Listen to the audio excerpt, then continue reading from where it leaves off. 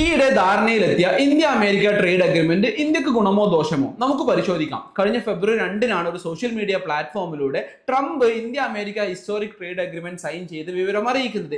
ഇതിൽ ട്രംപ് വ്യക്തമാക്കിയിട്ടുണ്ട് ഇനി മുതൽ ഇന്ത്യക്കുള്ള ഇമ്പോർട്ട് താരിഫ് 18% അതായത് ഇതുവരെ നമ്മൾ റഷ്യയിൽ നിന്ന് ഓയിലൊക്കെ പർച്ചേസ് ചെയ്യുന്നത് കാരണം 50% ഇമ്പോർട്ട് ഡ്യൂട്ടി അമേരിക്ക ഏർപ്പെടുത്തിയിരുന്നു. ഇത് 15% കുറച്ചിട്ടുണ്ട്. ഇതിന് പകരമായിട്ട് ഇന്ത്യ അമേരിക്കയിൽ നിന്നും $500 ബില്യൺ അമേരിക്കൻ ഉൽപ്പന്നങ്ങൾ പർച്ചേസ് ചെയ്യാമെന്ന് സമ്മതിച്ചിട്ടുണ്ട്. അമേരിക്കൻ പ്രൊഡക്ട്സിനുള്ള ടാരിഫ് 0% ആയിരിക്കും.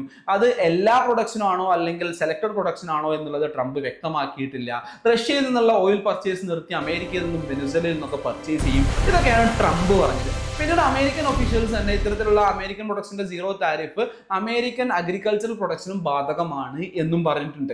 മോഡി ആണെങ്കിൽ ഇതൊരു ഹിസ്റ്റോറിക്കൽ അഗ്രിമെന്റ് ആണെന്നും 18% കുറച്ചത് ഇന്ത്യക്ക് വലിയ വിജയമാണെന്നും ഒക്കെ അവകാശപ്പെട്ടു.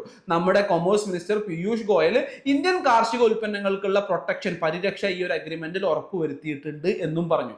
ഇതൊക്കെയാണ് വസ്തുത എന്നുണ്ടെങ്കിലും ഈ അഗ്രിമെന്റിന്റെ ടെക്സ്റ്റോ കൂടുതൽ ഡീറ്റെയിൽസോ അമേരിക്കയും പുറത്തുവിട്ടിട്ടില്ല, ഇന്ത്യയും പുറത്തുവിട്ടിട്ടില്ല. അതുകൊണ്ട് തന്നെ മൊത്തത്തിൽ ഇത് ഇന്ത്യക്ക് ഗുണമാണോ ദോഷമാണോ എന്നുള്ള ഒരു കൺക്ലൂഷനിൽ നമുക്ക് എത്താനും സാധിക്കില്ല.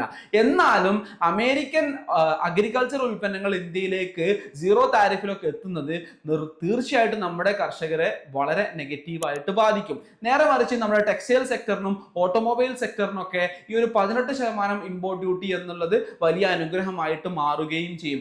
എന്തായാലും കൂടുതൽ ഡീറ്റെയിൽസ് വന്നാൽ മാത്രമേ ഇതൊരു സക്സസ്ഫുൾ ട്രീറ്റി ആണോ ഇന്ത്യയെ സംബന്ധിച്ചിടത്തോളം എന്നുള്ളതിൽ വ്യക്തത വരികയുള്ളൂ. Thank you.